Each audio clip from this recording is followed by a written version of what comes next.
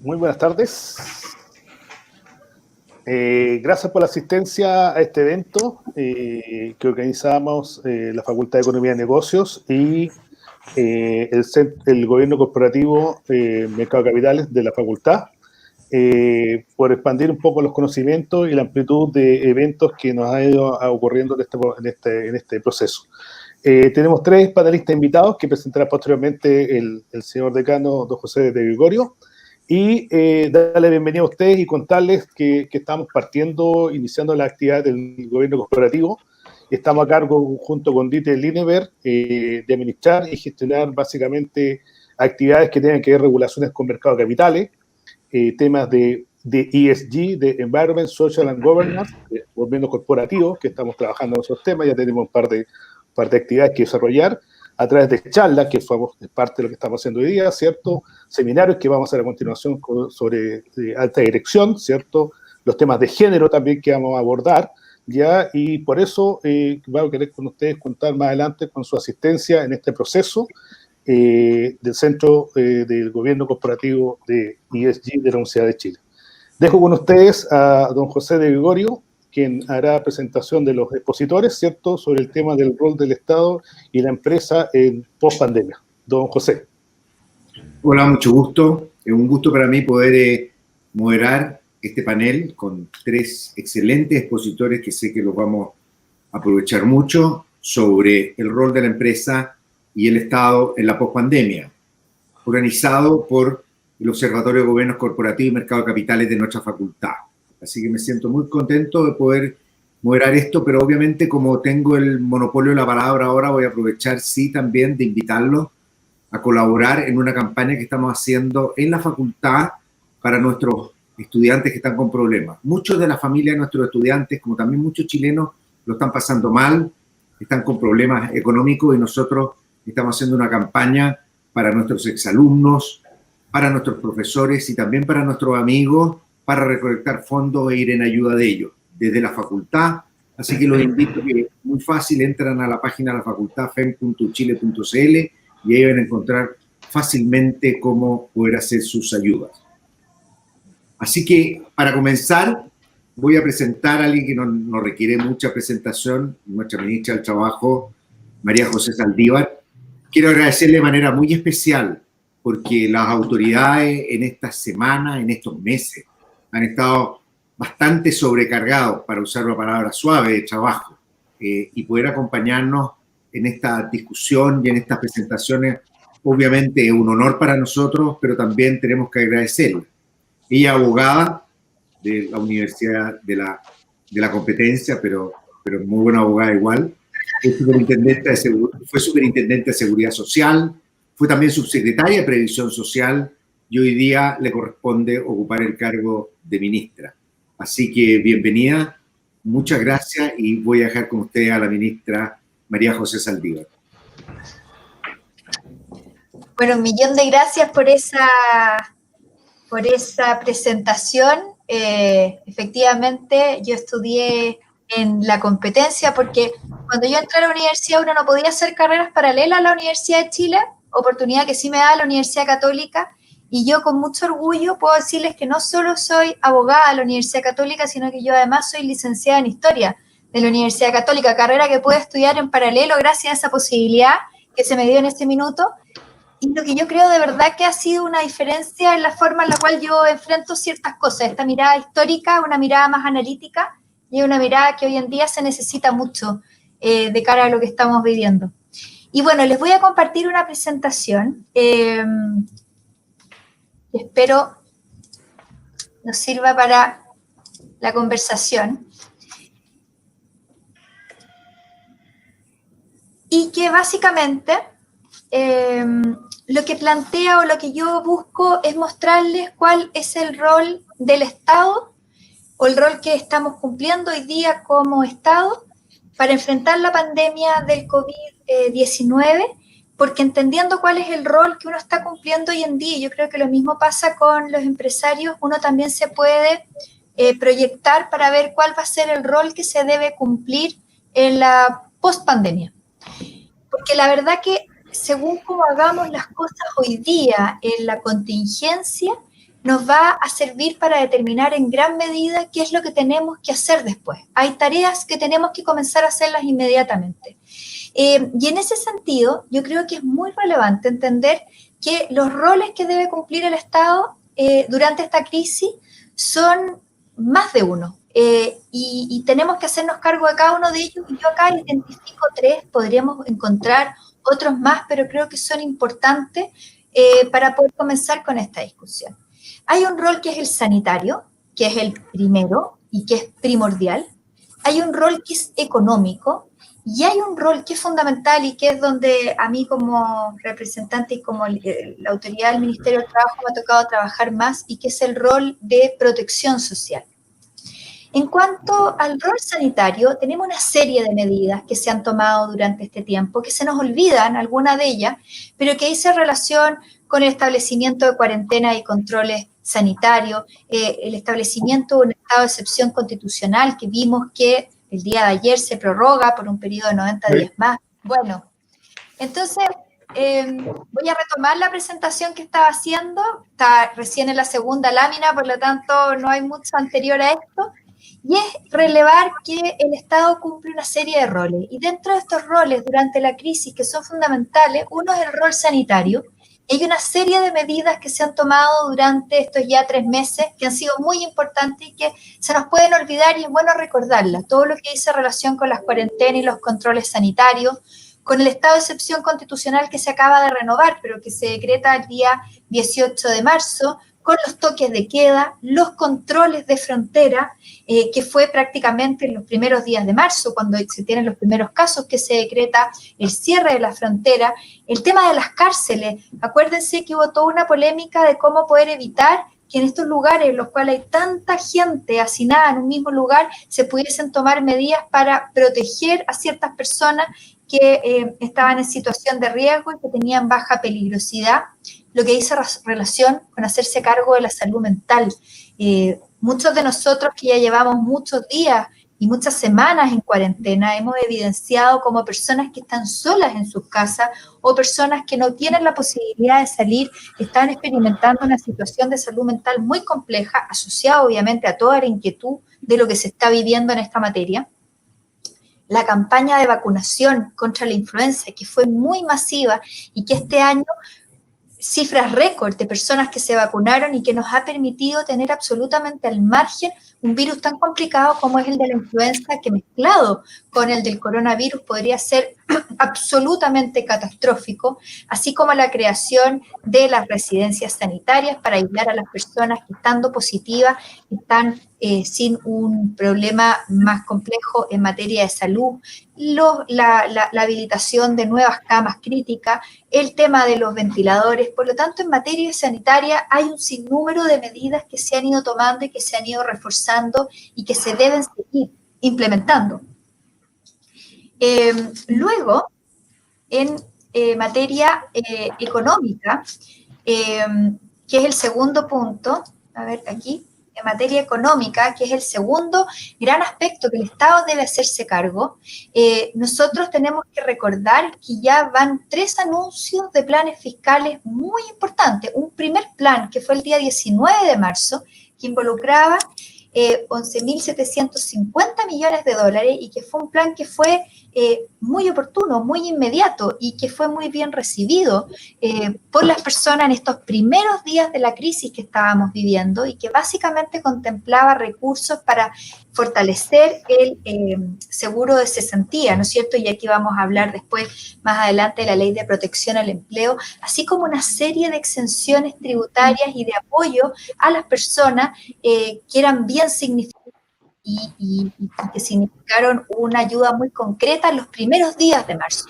Luego, el día 8 de abril, se anuncia un segundo plan, esta vez por 5.000 millones de dólares, que entregaba recursos para el FOGAPE, para poder tener una línea de crédito para las empresas, a fin de poder asegurar su viabilidad, y que eran recursos que se hablaba y se decía en ese minuto que era para poder pagar remuneraciones, pagar arriendos, pagar a los proveedores, que tenía un foco muy claro, así como 2.000 millones para hacerse cargo de los más vulnerables y los más informales, y de esta manera entonces se genera el bono COVID, se entregan recursos a las municipalidades y se empiezan a trabajar en otro tipo de iniciativas. Y finalmente tenemos el tercer plan, que es el plan que surge del acuerdo social que fue suscrito este fin de semana, recién nomás estamos con esto, y que vamos a tener que tener los proyectos de ley que traduzcan esta ayuda de 12.000 millones de dólares más para crear este fondo COVID.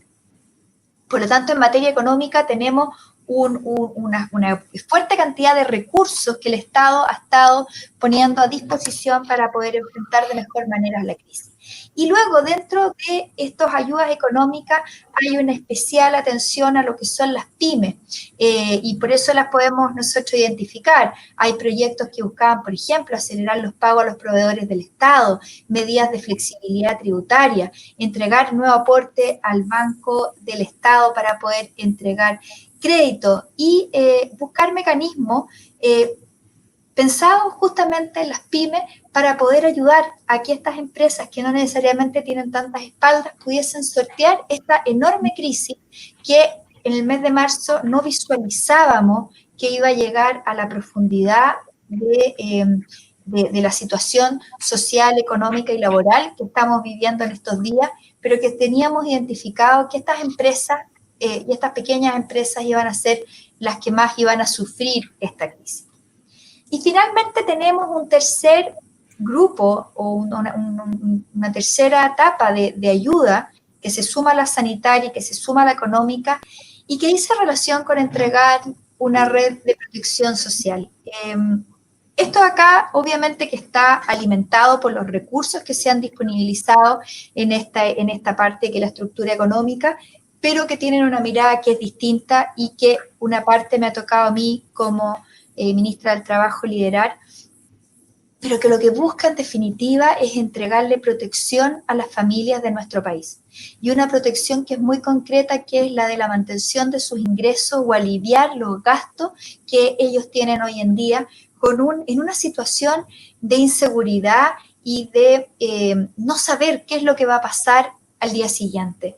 Y ahí entonces el Ministerio de Desarrollo Social ha liderado proyectos muy importantes como el ingreso familiar de emergencia, que vemos que es eje central del acuerdo social y que se va a robustecer de manera importante en un proyecto de ley que ingresa hoy día al Congreso, que ya se comenzó a tramitar y que va a ser muy importante porque va a permitir tener un piso mínimo de 100.000 pesos por cada integrante de la familia, en una familia de 4 personas, que va a permitir tener recursos para evitar lo que nosotros estamos viendo de personas que no respetan la cuarentena para salir a trabajar.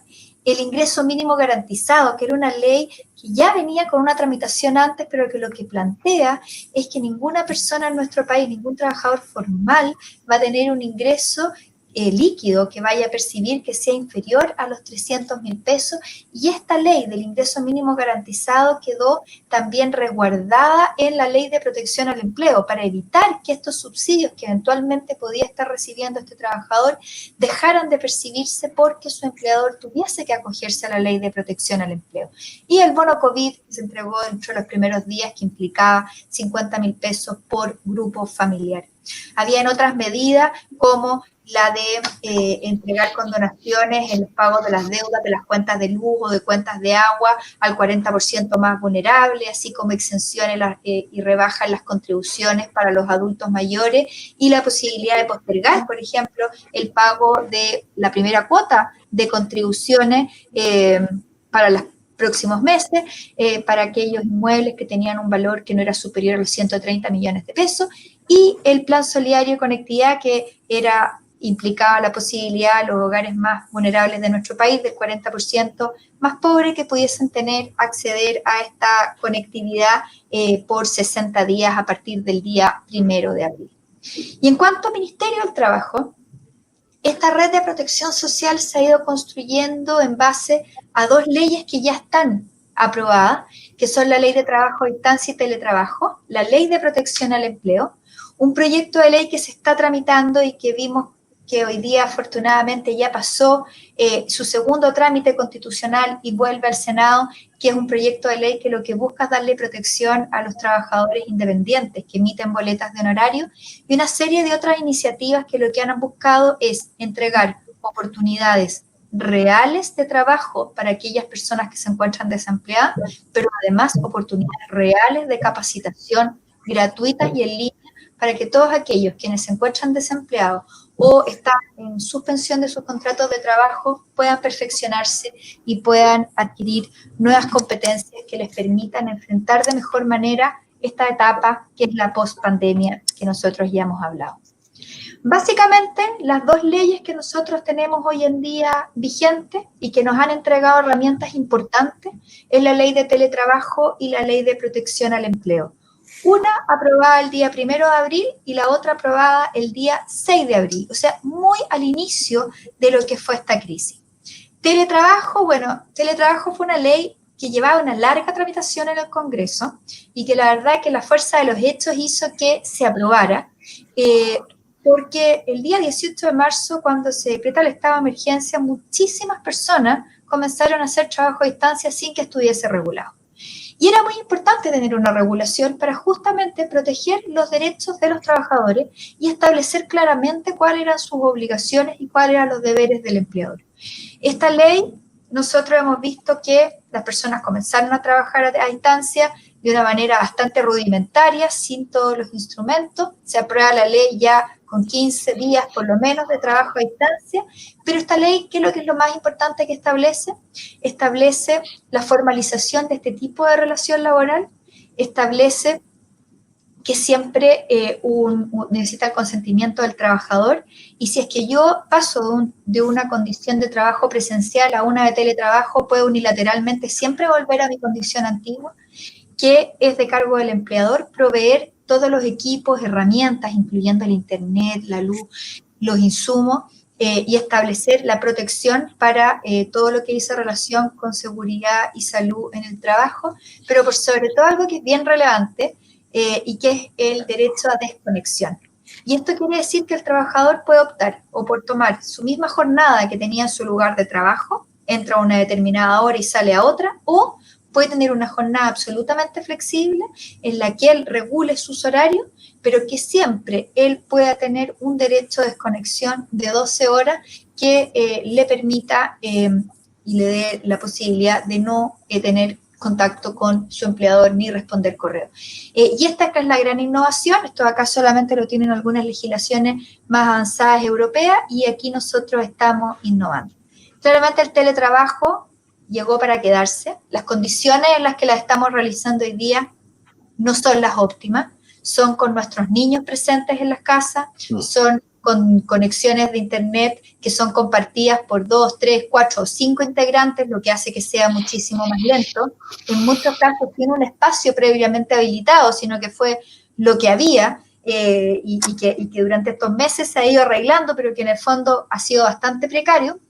Pero a pesar de todo esto, ha sido una experiencia súper exitosa y muy relevante y nos ha dado luces acerca de qué áreas tenemos que nosotros preocuparnos. O sea, claramente el teletrabajo vamos a tener que preocuparnos como empleadores, digo yo, que tenemos personas que están trabajando de esta manera, en cómo darles una mejor retroalimentación, en cómo mantener las relaciones personales, en cómo generar vínculos humanos, porque uno no puede estar desconectado absolutamente, y esos son los grandes desafíos, pero ya avanzamos de una manera increíble para poder llegar a donde estamos con esta herramienta. La ley de protección al empleo, bueno, esta ley de acá es una ley que yo siempre muestro esta lámina porque creo que es importante entender bien en profundidad cuáles son los principios que inspiran esta ley y qué es lo que busca esta ley. Esta ley lo que buscaba era evitar que se cortara la relación laboral durante el periodo de la pandemia. Es decir, que un empleador que no tuviese los ingresos suficientes para poder mantener esta relación laboral no tuviera que recurrir a esta última ratio, que es la desvinculación, sino que pudiese existir una alternativa intermedia que me permitiera suspender la relación laboral, manteniéndola, para poder reactivarlo una vez que hubiese pasado la pandemia, pero asegurándole a ese trabajador ingresos y protección en materia de seguridad social. Y esto entonces era lo más relevante. ¿Cómo podíamos hacer en un momento en el que sabíamos que iban a haber actividades productivas en que no iban a estar generando ingresos? ¿Cómo podían mantener la relación laboral con sus trabajadores? Y la Ley de Protección al Empleo entonces se planteó con 3 hipótesis que son distintas. Primera era todas aquellas empresas que tuviesen que suspender por orden de autoridad. Y aquí nosotros tenemos distintas hipótesis, justamente. Tenemos, por ejemplo, que se prohibiera el funcionamiento de determinadas actividades. Las primeras actividades que se prohibieron que funcionaran eran aquellas en las cuales el contagio era muy acelerado, como en bares, como en discotecas, como en gimnasio. Eso se prohibió que funcionaran. Pero también tenemos ciertas actividades que se prohibieron que funcionaran por las zonas geográficas en las que estaban ubicadas. Por ejemplo, hoy día tenemos en cuarentena a la región metropolitana y la quinta región, ¿no es cierto? Entonces ahí no se pueden realizar estas actividades, salvo que una norma expresa estableciera que esa actividad debía seguir funcionando, como lo que ocurre con las farmacias, con los supermercados, con las empresas de suministro de electricidad, de agua, de combustible y otras más que han seguido funcionando y que gracias a ellas hemos logrado mantener la cadena de suministro y de abastecimiento en nuestro país. Y finalmente, la tercera hipótesis dentro de esta orden de autoridad es que yo al decretar una cuarentena, y nos pasó, por ejemplo, en la región del Ñuble con el cordón sanitario en torno a Chillán, que hay mucha gente que no vive en Chillán, que vive en los alrededores pero trabaja en Chillán, o al revés, que viviendo en Chillán trabajaba en San Carlos o en Chillán Viejo. En esos casos también por orden de autoridad esas actividades se encontraban suspendidas. La segunda hipótesis era que yo no estuviese obligado a suspender porque no existía una orden de autoridad, pero la verdad que la actividad que yo estaba realizando se estaba viendo fuertemente afectada producto de la pandemia y producto de que las personas no estaban saliendo de sus hogares. Eso era lo ideal, lo que estábamos esperando. Por ejemplo, si yo soy dueña de una pequeña librería en los primeros meses en los cuales no había una cuarentena completa en la región metropolitana y había comunas en las cuales todavía se seguía funcionando, yo lo más probable es que esa librería que antes entraban 50 personas, hoy en día entraran 2 o 3. Y con eso yo no lograba mantener a la totalidad de las personas que yo tenía contratado. Y por lo tanto yo me podía acoger voluntariamente a la suspensión. Esto ocurre muy fuertemente, por ejemplo, en los hoteles. Por ejemplo, y ahí tenemos una cantidad de establecimientos en los cuales esto está ocurriendo y que se produce un pacto entre las partes que acuerdan la suspensión de la relación laboral. Y finalmente, la tercera hipótesis es la de la reducción de la jornada laboral y que se daba en ciertos casos en los cuales, por ejemplo, yo estaba obligada a seguir funcionando, una farmacia, pero producto del distanciamiento social, yo ya no podía tener en un turno a 4 personas porque no lograba tener el distanciamiento que correspondía para evitar que la realización de ese trabajo se hiciera de manera segura. Y por lo tanto, tenía que tener 2 personas en cada turno. En vez de desvincular a 2 y dejarlos a los otros 2 con jornada completa, existe la posibilidad de reducirle la jornada a cada uno de ellos, pagándole entonces el 50% de la jornada y que con cargo al seguro de cesantía se pague un complemento de un 25%. Estas son las 3 hipótesis de la Ley de Protección al Empleo, que lo que ha buscado, tal como les señalé al comienzo, es entregar herramientas para evitar la desvinculación, mantener los ingresos de ese trabajador y asegurar el retorno una vez que terminara la crisis. Y yo acá les voy a dar a conocer algunos resultados de la Ley de Protección al Empleo y de lo que está ocurriendo en materia laboral al día 5 de junio del año 2020, es decir, estos son los datos que se entregaron la semana pasada. Y en materia de Ley de Protección al Empleo, nosotros vemos que a la fecha se han acogido 99.000 empresas a la suspensión de contrato. y han sido 5.650 las empresas que se han acogido a la reducción de jornada. Estas empresas no se pueden sumar porque yo puedo tener algunas que estén optando al mismo tiempo por suspensión y por reducción. No cuando estamos hablando, obviamente, de suspensión por orden de autoridad, pero yo sí puedo tener, aparte de mis trabajadores suspendidos, cuando es por pacto, y puedo también tener a otra parte acogidos a la reducción. Si hablamos de cuántos son los trabajadores que tienen suspensiones aprobadas, son 610.000 trabajadores durante este periodo, que ellos han podido pasar de una suspensión por acto de autoridad a una de pacto. Por ejemplo, los hoteles han habido etapas en que han estado acogidos a la suspensión por acto de autoridad, cuando se han decretado cuarentena, pero cuando se han elevado estas cuarentenas, esos mismos trabajadores han podido ser acogidos a la suspensión por acuerdo o pacto entre las partes. Y respecto de los trabajadores de casa particular, que ellos tienen una ley que es bien distinta a la otra.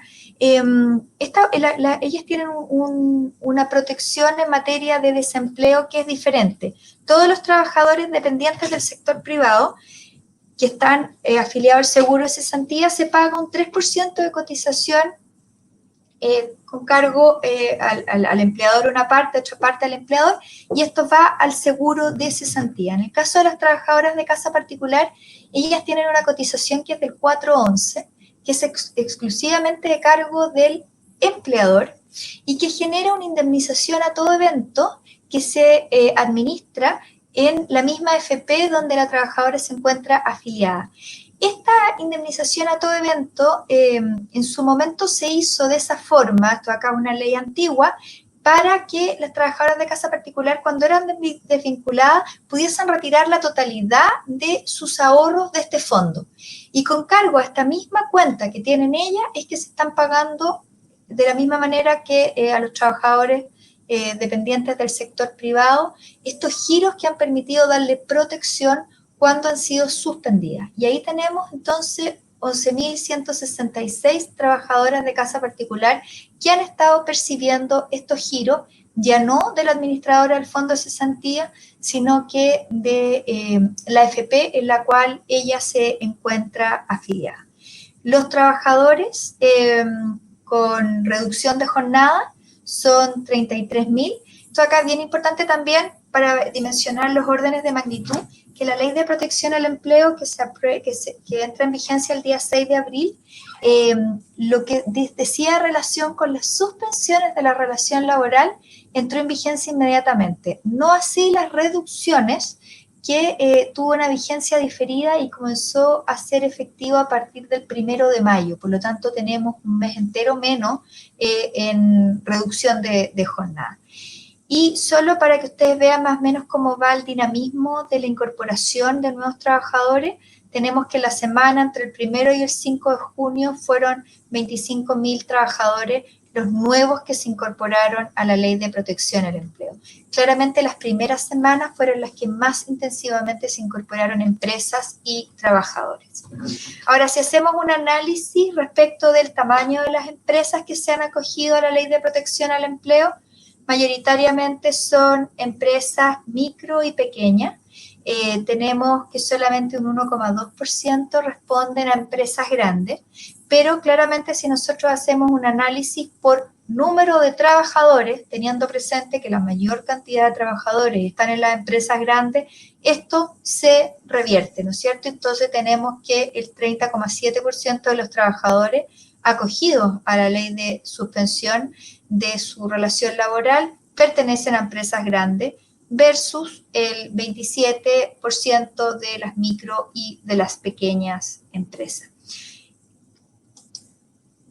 En cuanto a las solicitudes del seguro de cesantía, este es un dato también que es bien relevante mostrarlo para que vayan viendo cómo ha sido la diferencia entre los distintos meses. Vemos que en los meses de enero, febrero y marzo teníamos una relación que era negativa respecto de igual fecha del mes del año anterior.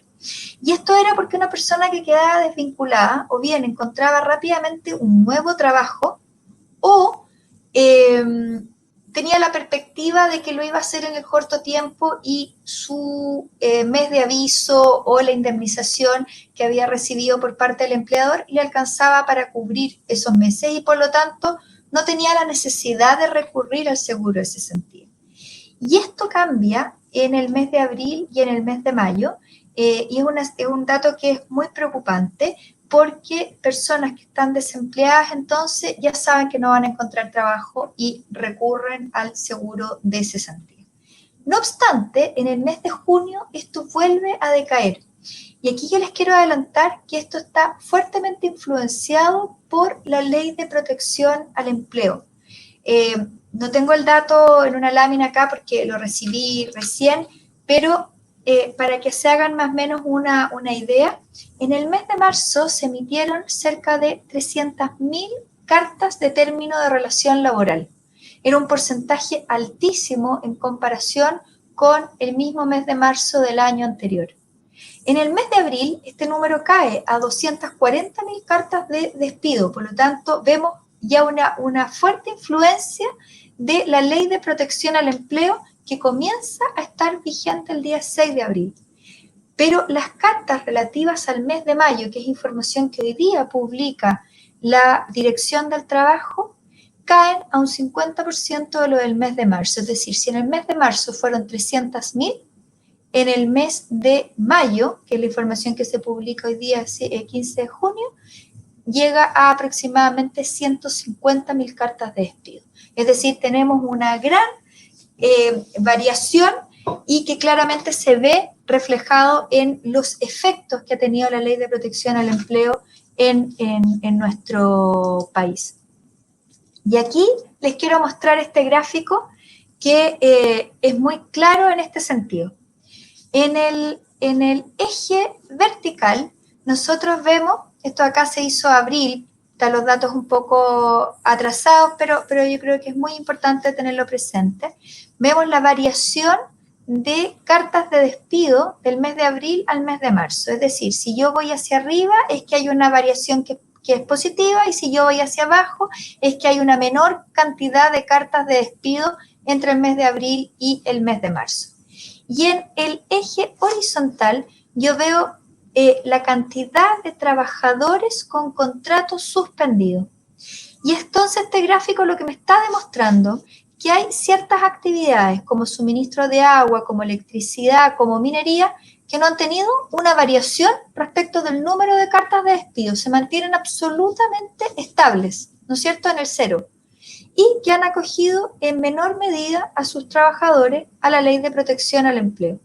Pero en cambio, actividades como la construcción, como el comercio y como el alojamiento han tenido una variación muy importante en sentido negativo, es decir, han emitido menos cartas de despido y han acogido masivamente más a sus trabajadores a la suspensión.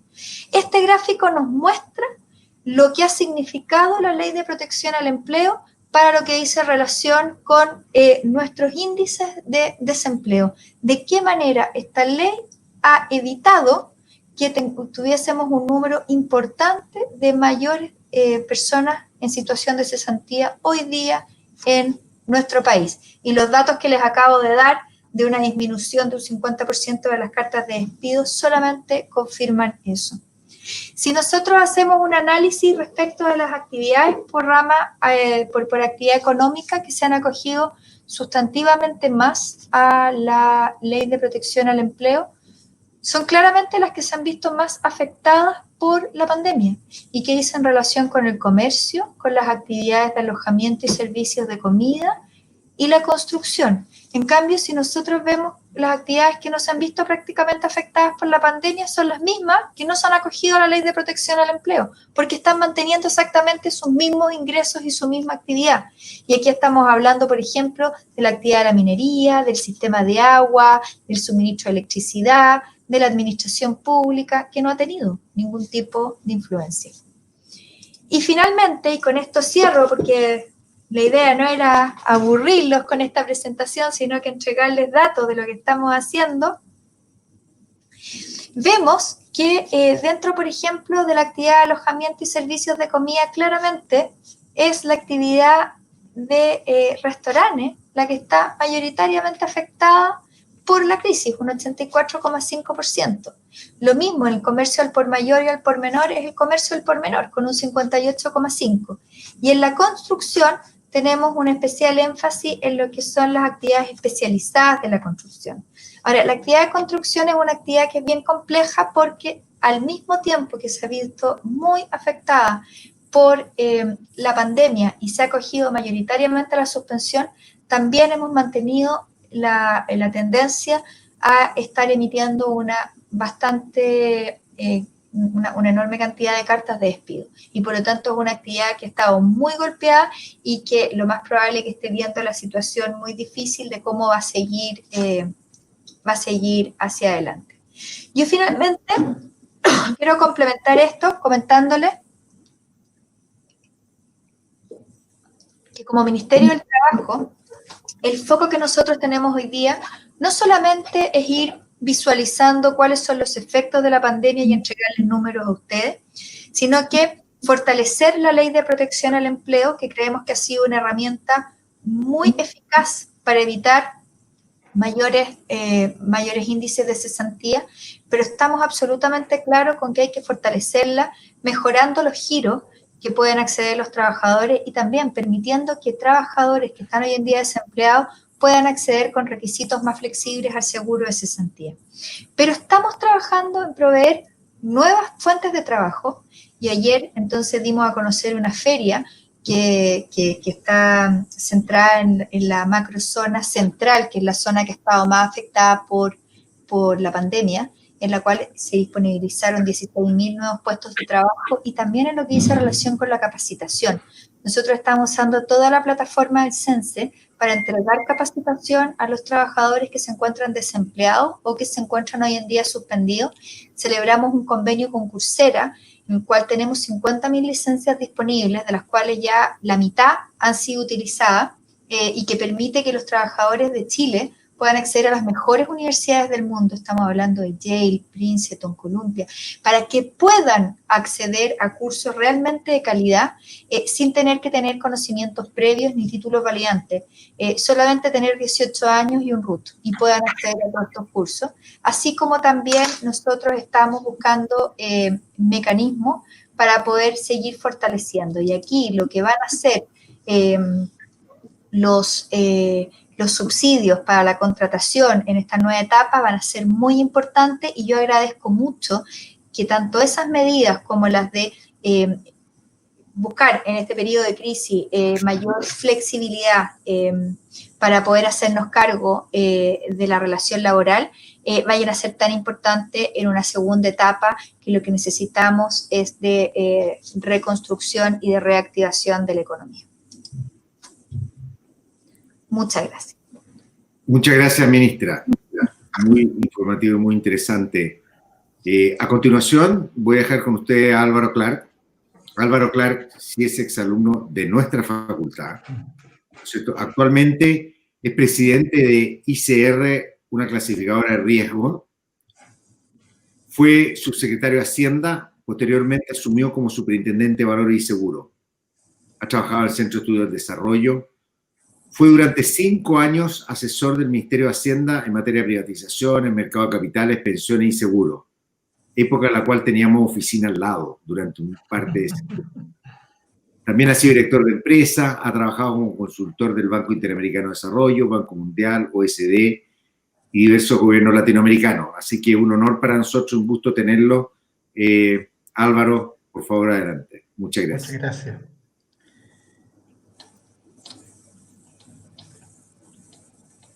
Voy a compartir la pantalla.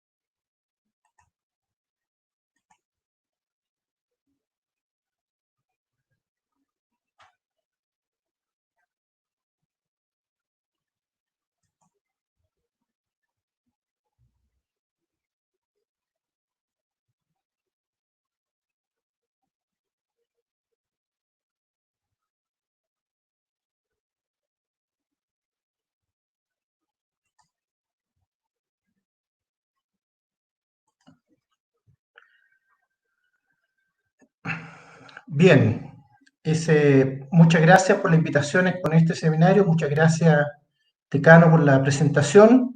Yo me voy a referir al rol de la empresa y del Estado en la pospandemia, que es el nombre de este seminario. Quisiera comenzar remontándome algunos meses atrás. Esta es una carta que suscriben los principales CEO de las compañías más importantes de Estados Unidos. Esto incluye los CEO de JP Morgan, de Johnson Johnson, de Vanguard, de Ford, del Bank of America, de Apple, de Amazon, de Boeing, de AES, Boston Consulting Group, Coca-Cola, BlackRock y otros. Básicamente, ellos cuando suscriben esta carta en agosto, señalan 5 puntos que son importantes. Entregar valor a los clientes, es decir, cumplir o superar las expectativas de consumo de los bienes y servicios que ellos proveen, invertir en los empleados, de forma tal de que a través de la capacitación, el entrenamiento, puedan acceder a mayores niveles de bienestar, tratar de manera justa y ética a los proveedores, apoyar a las comunidades en las que trabajan esas compañías, esencialmente en temas de medio ambiente, y por supuesto el gran tema de generar valor a largo plazo para los accionistas. Esta carta que emiten los CEO y que firman 181 personas, genera una discusión en el ambiente corporativo, no solamente en Estados Unidos, sino también en el mundo. Milton Friedman, en 1962, en un paper muy reconocido, había indicado que hay una única responsabilidad social de las empresas, usar sus recursos y participar en actividades diseñadas para aumentar sus ganancias. Y aquí añade una frase que le da amplitud a esta responsabilidad, siempre que se mantengan dentro de las reglas del juego. Después esto lo reitera en 1970, pero lo relevante es que esta es una declaración, un paper que da origen a una actividad muy fuerte por parte de las compañías en Estados Unidos.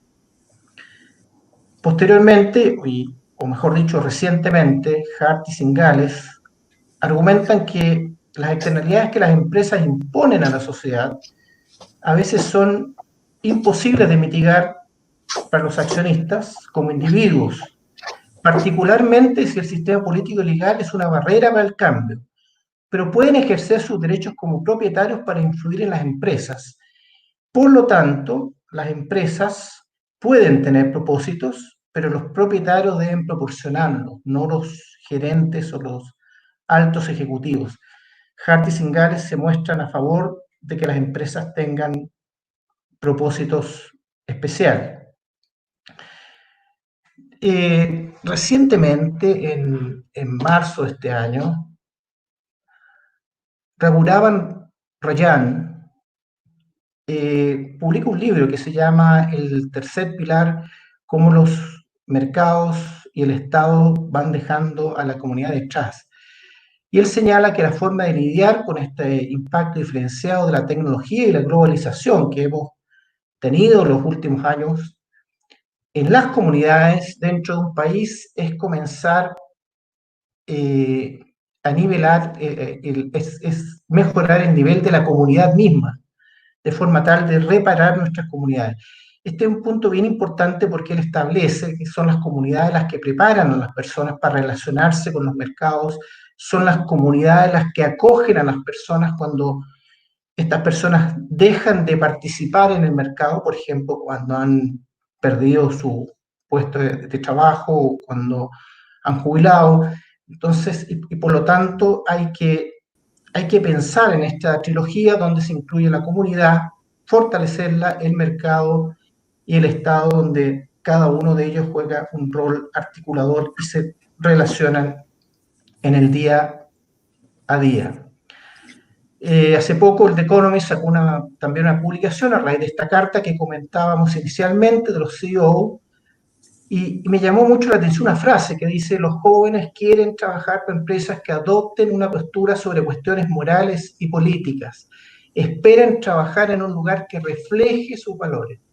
Y es una frase, es fuerte, pero a la vez una frase tremendamente interesante. Ya no solamente quiero trabajar en una compañía que me brinde un determinado nivel de ingreso de acuerdo a la preparación que tengo, sino también quiero sentirme interpretado en aquellos temas morales y políticos. Y respecto a esto, la CEO de Microsoft, Satya Nadella, indicó que un sentido de propósito, junto con una misión que está alineada con lo que el mundo necesita, es una forma poderosa para que su empresa se gane la confianza del público. Es una forma poderosa para relacionarse con la comunidad. Es una forma de legitimar la actividad de una compañía en la sociedad, un propósito. Y aquí quiero referirme a algunos ejemplos donde se entrelazan la comunidad, valores y propósitos. Esto está ocurriendo actualmente en Estados Unidos. El mes de junio es el Men's Pride, es el mes de la diversidad. Y aquí ustedes pueden ver una publicación donde 50 marcas celebran este mes respaldando a la comunidad LGBT. Y dentro de esas marcas pueden ver American, Eagle, Nike, Disney y muchas otras más. Y eso forma parte de la actividad corporativa en los Estados Unidos. Un ejemplo, porque esto es un ejemplo del año pasado, el Citibank cambia su tradicional curva roja sobre la marca Citi por el arco iris, el rainbow que representa la diversidad. Esto se hace el año 2019 cuando se cumplen los 50 años del levantamiento en Nueva York, producto de la redada que se hace en Stonewall, que era un club donde se relacionaba la gente de la comunidad LGBT. Y esta es una declaración que hace el propio banco como una forma de relacionarse con la comunidad.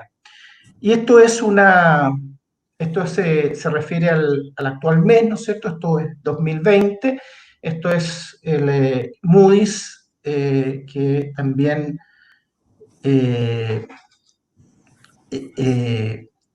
le da su apoyo al Pride Month, de junio 1 al 30, y con una declaración de Ray McDaniels, que es su presidente, donde ellos se comprometen a que la diversidad y la inclusión sea parte de la piel de la organización y que ayude a crear un ambiente que maximice la contribución de cada trabajador, ampliando el liderazgo y últimamente incrementar la calidad de las opiniones y los servicios que entrega esta empresa.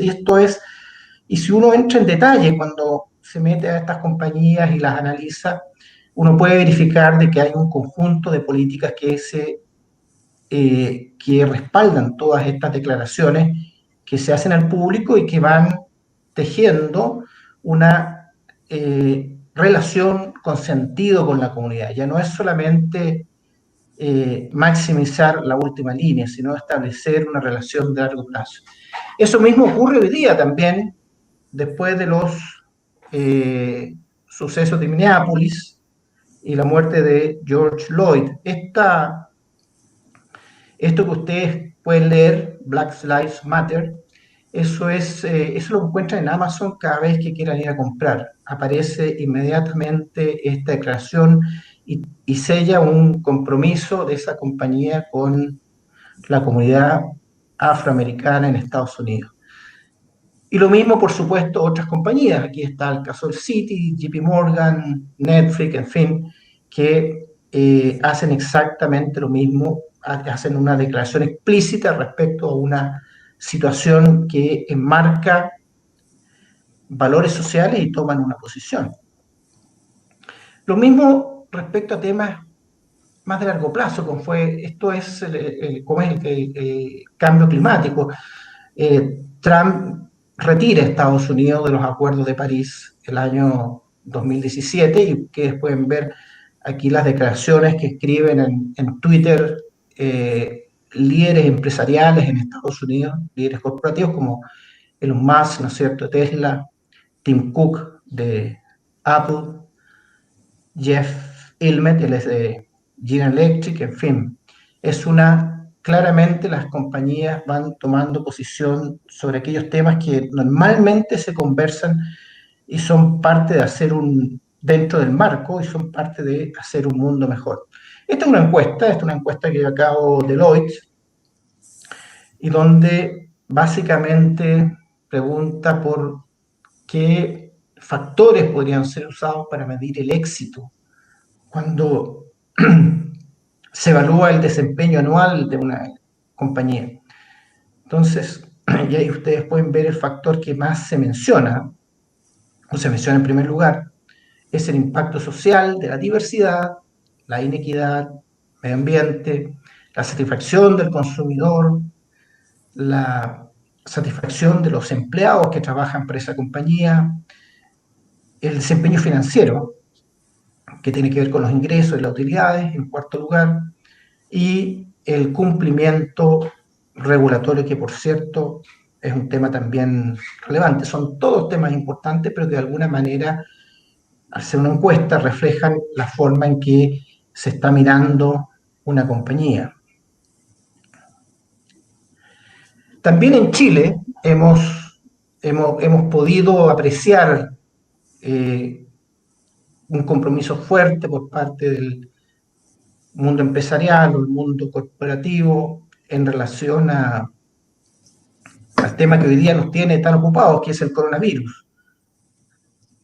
La CPC, que es la organización que reúne al conjunto del aparato empresarial, creó un fondo de 50.000 millones que ha puesto a disposición del gobierno y ya, de hecho, se ha gastado buena parte de ese fondo en actividades que van a combatir directamente los efectos de la pandemia.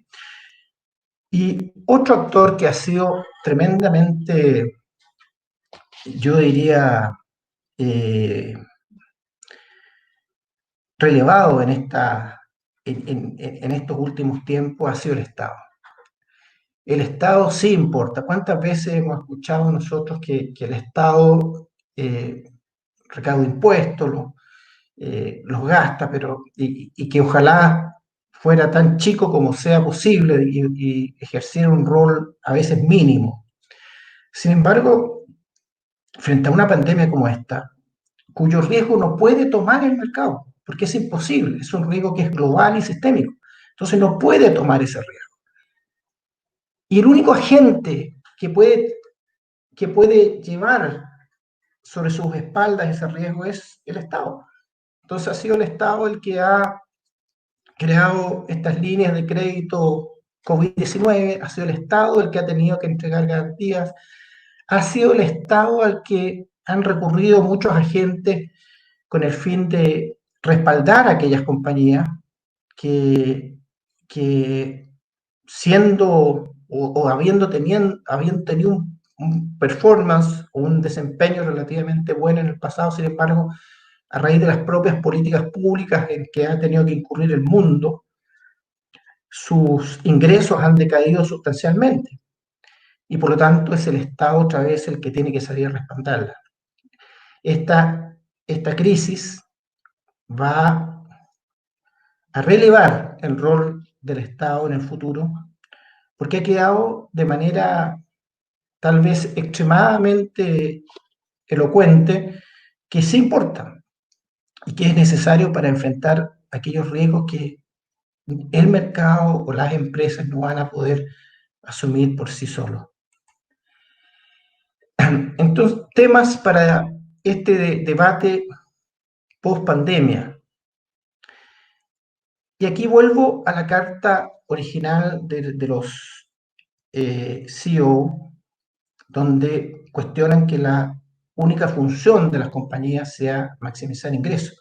De hecho, ellos se refieren a estos 5 stakeholders que son relevantes: los consumidores, los trabajadores, la comunidad y los propios accionistas.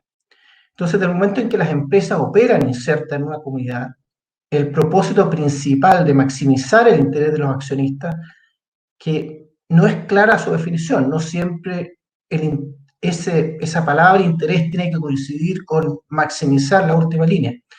No debería tener contradicción con abrazar causas sociales que creen valor corporativo, aunque posiblemente el peso de la prueba siempre sea crear valor para la empresa, es decir, tomar alguna causa social que pueda crear valor corporativo, por ejemplo, como puede ser la posición que ha tomado Amazon respecto a la comunidad afroamericana, posiblemente lleva atrás una estimación de que eso también es parte del devenir, una parte esencial del devenir de la compañía futuro, tener una relación con la comunidad que vaya asentando cada vez más una relación de confianza.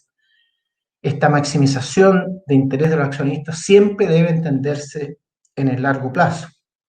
Por eso la gran contradicción, y que nosotros lo hemos visto muchas veces, ha sido esta desmedida obsesión con las ganancias a corto plazo que han tenido algunas empresas o que han sido parte de la decisión de equipos ejecutivos. Eso puede tener mucha relación con los contratos que se establezcan en las organizaciones para efectos de definir los incentivos, las conductas o las decisiones que van a tomar esos ejecutivos que están a cargo de administrar los activos de una compañía. Esto ha llevado a veces hasta descuidar la inversión. Es muy fácil reducir la inversión y aumentar la última línea, explotar al personal más allá de lo razonable, maltratar a los consumidores. Típicamente son los casos de corrupción. Bajos salarios, donde muchas veces no nos hacemos la pregunta, ¿este salario para qué alcanza? Y generación de externalidades negativas como contaminación, casos que también a nosotros nos ha tocado vivir muchas veces en Chile. La sociedad también abraza valores que forman parte esencial de la comunidad, la que fija reglas y estándares a la conducta de las empresas. Y esto es fundamental. Un ejemplo que refleja muy bien esto es la ley 20.393, que induce a las empresas, no las obliga, pero a que tengan un compromiso fuerte para evitar el cometido de determinados ilícitos, por ejemplo, el lavado de activos. Esa ley lo que busca es que las compañías tengan modelos que prevengan que es el cometido de un ilícito como este, lavado de activos. Financiamiento del terrorismo. En Chile no es algo que nos parezca tan evidente, pero en el mundo desarrollado sí lo es. Varios bancos grandes han sido poco contributivos en evitar ese ilícito en particular y han recibido severas sanciones, tanto en Europa como en Estados Unidos, particularmente en Estados Unidos, que los ha acusado a estas empresas de facilitar el terrorismo.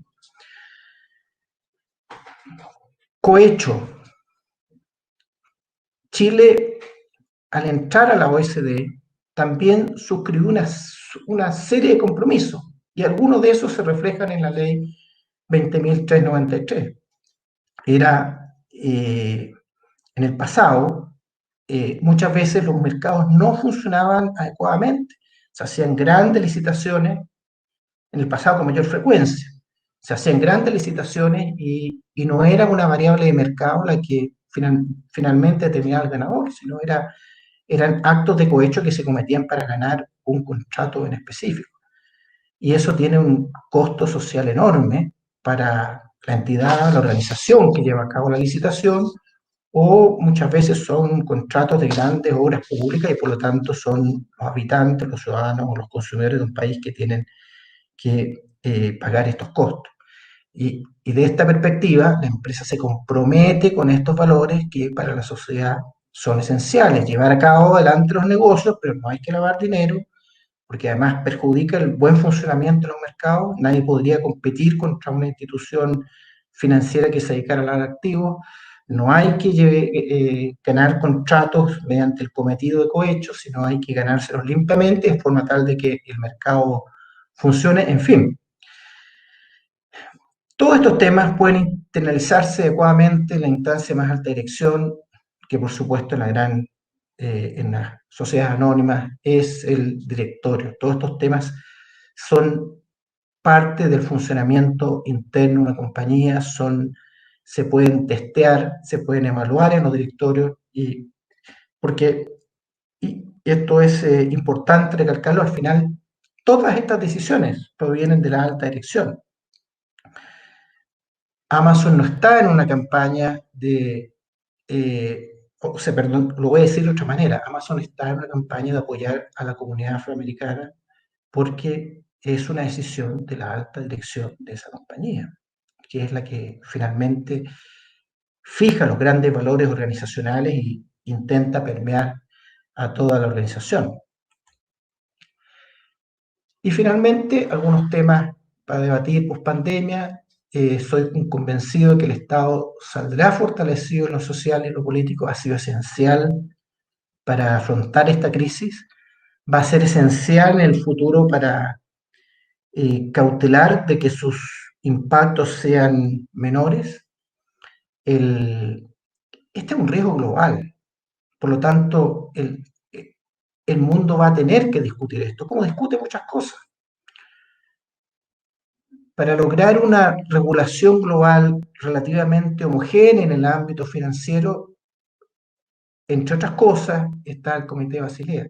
Esta crisis sanitaria que hemos sufrido en estos meses nos va a llevar a la conclusión de que es necesario fortalecer las reglas globales.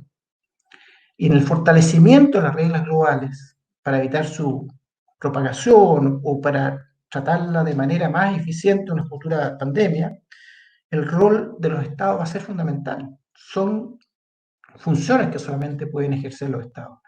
Aunque debilitados en lo económico, eso todos lo sabemos. En general, bueno, el caso de Chile lo conocemos mucho más de cerca.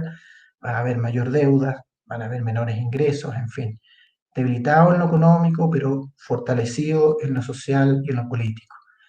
En consecuencia, va a tener que asignar sus recursos de manera mucho más eficiente, aunque hayan incrementos en los impuestos posteriormente.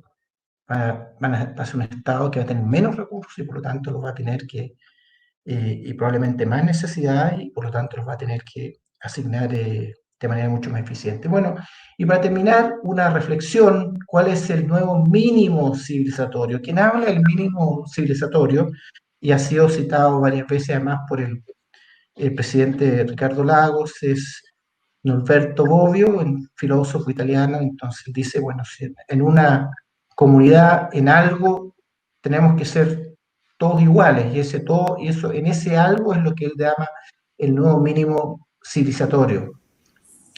Y este nuevo mínimo probablemente después de la pandemia va a ser completamente distinto.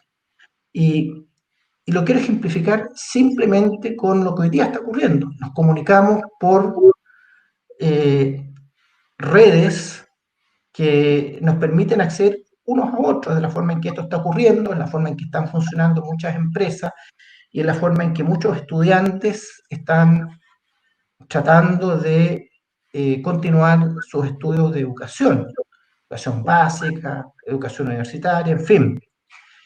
Y eso nos lleva a plantearnos en un futuro que este tipo de bienes que requieren acceso equitativo al conjunto de la población, probablemente nos va a llevar a concluir de que las comunicaciones y el acceso a las redes de manera eficiente, con las velocidades o estándares que sean los adecuados para llevar a cabo estas actividades, tiene que estar a disposición.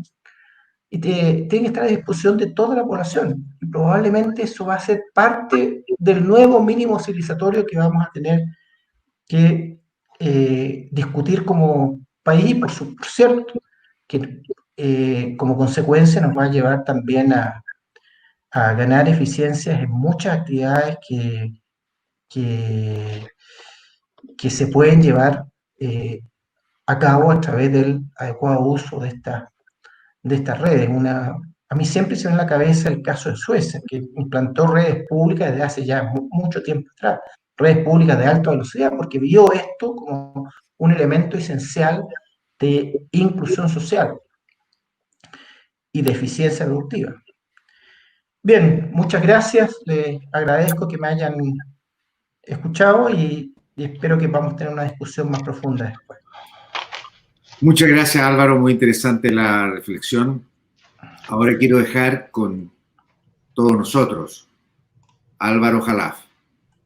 Él es fundador y CEO del Grupo Patio. En su currículum dice que a lo largo de su trayectoria se ha caracterizado por su gran espíritu emprendedor y responsable de la masificación de los centros comerciales y vecinales. Muchas veces nosotros usamos palabras con distinta interpretación. Yo quiero decir, él es un gran empresario por lo que han hecho en el Grupo Patio, que sin lugar a duda es un ejemplo de actividad empresarial. Él lideró el Grupo Patio hasta convertirlo en un referente en la industria de la renta inmobiliaria, ya tiene presencia en 4 países, ha diversificado en distintas divisiones, comercial, oficina, bodegaje, residencial, capitales y recientemente hoteles. Y todas ellas con un estilo muy innovador. Es presidente del directorio para Latinoamérica y el Caribe del ICSC, el International Council of Shopping Centers, y es director de la Cámara Chilena de Centros Comerciales. La verdad que no es exalumno nuestro, pero por su éxito y su trayectoria nos hubiera gustado que hubiera estudiado con nosotros. Pero estamos muy contentos de tenerte aquí, Álvaro. Por favor, adelante. Muchas gracias, José. Saludar a todos y a todas. ¿Cómo están? Un honor para mí estar acá y en representación de la compañía. Yo le voy a hacer una breve presentación que espero poder guiarlo un poco por lo que ha hecho Grupo Patio y lo que vemos nosotros en la post-pandemia, que nosotros lo vemos muy ligado también a lo que ha construido la compañía en sus 7 pilares que nos hemos definido a lo largo de la trayectoria de estos 16 años. Pilares que vamos a ir recorriendo a través de esta presentación, como son la armonía con el entorno de nuestros vecinos, cosas que también escuchamos hablar mucho de la comunidad, el respeto por la historia y las comunidades que están con nosotros, ciudades más justas, ser ágiles y flexibles ante todo, un equilibrio en el desarrollo, lo principal siempre en nuestro equipo y no por último lo menos importante, sino que yo diría que lo más importante, nuestros valores. Entonces, quiero recorrer con ustedes un poco esta presentación. Voy a partir con un pequeño video y seguimos.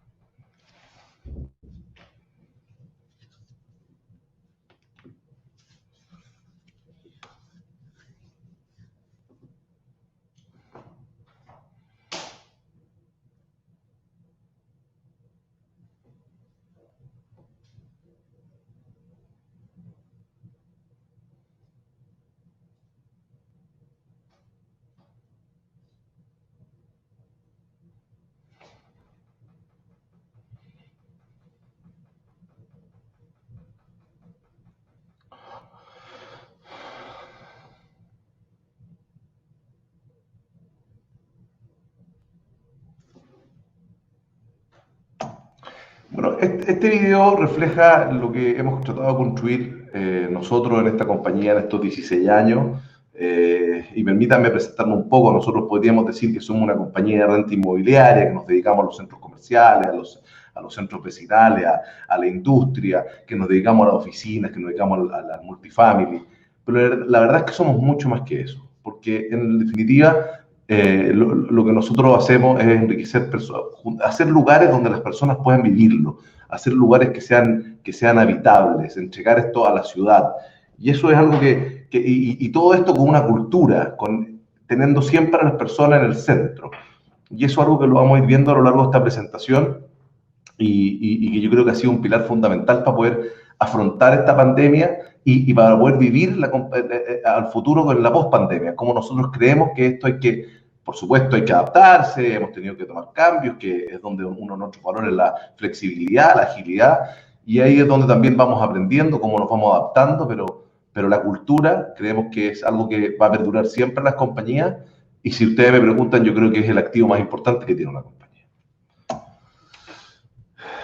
Cuando hacemos espacios por unir que el sol recogió sus vías, cuando hablábamos del propósito, tanto que nos comentó mi tocayo anteriormente, habló del propósito, habló de lo que hablaban distintos CEOs importantes en el mundo, y siempre nos preguntamos el por qué hacemos las cosas, qué nos motiva para poder desarrollar, y cuando hablamos de lo que nos motiva, hablamos de tener esa sensibilidad con la sostenibilidad que tiene que ser transversal a la compañía. No es que nosotros que hayamos creado un área de sostenibilidad, sino que la sostenibilidad, que por supuesto está liderada por un equipo de trabajo, está penetrada en toda la compañía, desde que concebimos un proyecto hasta que se administra ese proyecto, hasta que convive con las personas, porque siempre tenemos una mirada de largo plazo. Y eso es lo que creemos nosotros que es fundamental para poder afrontar cualquier crisis, porque las crisis no duran para siempre. Una pandemia no la hemos vivido nosotros en 100 años, pero no duran para siempre. Nadie sabe cuánto va a durar, pero sabemos que va a terminar en algún minuto y tenemos que estar preparados para eso. Y es por eso que creemos que la sostenibilidad, tanto que nos tocó también Álvaro, es parte fundamental. Y es por eso que a través de cómo hacemos las cosas y esas oportunidades, es como tenemos que ir aprovechando estas nuevas visiones que estamos teniendo como país después de esta pandemia. Esto es muy importante porque cuando acercamos servicios a la gente, le mejoramos su calidad de vida, y mejoramos su calidad de vida a la gente que está en el lugar, a las comunidades que están, porque ya no tienen que trasladarse como se trasladaban antes, muchas veces en lugares que son más aislados, donde nosotros estamos desde Antofagasta hasta Puerto Montt, y la verdad que cuando uno llega a una comuna o a un pueblo donde no hay servicios, es impresionante cómo uno le mejora la calidad de vida a esa gente, porque elimina sus tiempos de traslado, y eso es infinito. También con el medio ambiente, eso está medido, y el efecto positivo que genera el medio ambiente, que la gente no se tenga que trasladar, es algo también muy, muy potente. Y también nuestro acercamiento con las pymes, porque muchas pymes han crecido con nosotros, y es algo que a nosotros también nos enriquece mucho, el poder aportar, ayudar a que estas pymes crezcan, que nosotros seamos un verdadero socio estratégico en el largo plazo con estas pymes. Y quiero poner dos ejemplos. Tecnobox, una tienda electrónica que partió con nosotros en un local en Temuco, hoy día tiene 70 locales a lo largo de Chile y 10 con nosotros. Cuando partió no tenía nada, se acercó a nosotros, lo apoyamos, quisimos estar con él, hoy día tiene 10 locales con nosotros, 70. Y eso es la economía circular que hemos comentado en otras veces. Eso es como apoyarnos el uno al otro, y al final eso va haciendo que nuestro país crezca, que crezca gente, que haya más oportunidades, y hacer de esto algo más, de emparejar la cancha, como muchas veces hemos hablado. Otro ejemplo que me gusta mencionar mucho es la ferretería Cabalsa, una ferretería que partió con nosotros con apenas 60 metros cuadrados en Puente Alto, que llegó a crecer a 500 metros cuadrados con nosotros, hoy día tiene más de 3 locales con nosotros y otros tantos más por ahí, y la verdad que también nos llena orgullo permanentemente ese emprendedor motivado, con ganas de seguir abriendo locales con nosotros. ¿Por qué? Porque es una gran oportunidad para la gente que vive en ese lugar de no tener que ir a los grandes formatos y poder acceder a los servicios que él entrega. Y la verdad que ha sido un win-win, y esos son ejemplos que hacen y enriquecen de poder seguir con este producto que nosotros tenemos en una de nuestras áreas de la compañía. Nosotros hoy día tenemos 5 áreas en la compañía. El área comercial, donde estamos enfocados en los centros vecinales, el área de oficina, en grandes edificios de oficina, mayoritariamente en las Vitacura, Las Condes, Providencia, el área industrial, donde estamos desde bodegas para las personas, con los mini bodegas y bodegas para grandes compañías, y residencial con multifamily. Y un área que se llama Patio Capitales, que también no es menos importante, es muy importante y que es transversal a toda la economía. En esta que llegamos con servicios a la gente, nos permite, nos da esa satisfacción y nos permite crecer junto a las pymes. Voy a ir al primer principio, donde vamos a recorrer estos 7 principios, de la armonía con el entorno y los vecinos. Este es un super bodega cuenta, este es un formato de la cadena Walmart, que es su formato más económico de la cadena Walmart, y aquí podemos ver lo que es construir un formato de la cadena Walmart. Y bueno, nosotros desde que hemos tratado siempre de ponerle una cuota más, sacrificando por supuesto la rentabilidad, pero pensando en los distintos stakeholders que nos contaba antes mi tocayo, ¿verdad? Donde uno de esos es la comunidad, y aquí podemos ver lo que nosotros acostumbramos a hacer con un bodega cuenta. Sin duda que hay veces que podemos mejorar y que hemos tratado de hacerlo de otra manera, pero cuando podemos tratamos de impregnar nuestro sello, nuestra cuota, estar con la comuna. Este es un bodega cuenta en la comuna de Vicuña, que ha sido muy bien recibido por sus vecinos, que cuida el entorno y que nos permite a nosotros también impregnar eso, estar insertos en la comunidad. Y la comunidad creemos que es algo muy importante también para poder resistir las distintas crisis, y eso es algo que vamos a seguir viendo más adelante. El respeto por la historia, el siguiente principio, ¿no es cierto? La generación de vínculos con la sociedad. Aquí les quiero poner un ejemplo de nuestro proyecto La Fábrica, que es un proyecto que va a contar con residencias, oficinas, industrial, mini bodegas, educación, y bueno, hoy día con su primera etapa con un centro comercial outlet, iba a tener una segunda etapa. Este es un proyecto que data era una fábrica, una de las fábricas más importantes que tuvo el siglo XX en Chile, en una industria que fue muy corta pero muy potente también para Chile, que era la industria textil, y que tiene un arraigo muy potente porque cuando se construyen estas fábricas, en el entorno de esta fábrica viven todos los trabajadores. Y la verdad que eso te demuestra un compromiso con ello. Aquí recuerdo la anécdota cuando me tocó ir al cine, fui al cine y el que me atendió, su abuelo había trabajado en la fábrica y me llevaba a mostrarme exactamente en la bodega donde su abuelo había trabajado, porque la idea no es destruir, la idea es construir. ¿Y cómo construimos? Manteniendo lo que existe. Y probablemente, no, o sea, y efectivamente esto obviamente cuesta más caro, pero ese más caro es una inversión, porque te permite reflejarlo en cómo el arraigo lo hemos visto en nuestras comunidades. Aquí les quiero mostrar algo de eso, algo del arraigo, algo que se ha reflejado en cómo las mismas comunidades te pueden ayudar en una crisis, y me refiero aquí al 18 de octubre, y quiero poner este pequeño video para que ustedes lo puedan ver.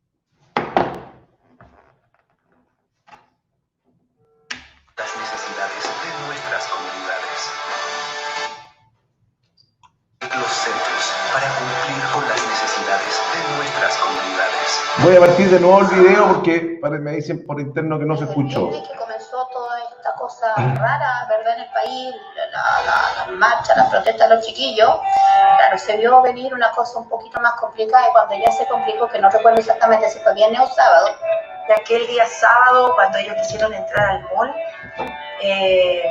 todos los vecinos salimos afuera, todos. Salimos afuera, salimos a cuidar nuestras casas, a proteger nuestras casas, porque ellos andaban locos. El 18 de octubre, el caos comenzó. Nuestros centros y vecinos estaban en peligro. Reunimos a un equipo de emergencia para resguardar nuestros activos y ayudar a los vecinos para afrontar esta situación.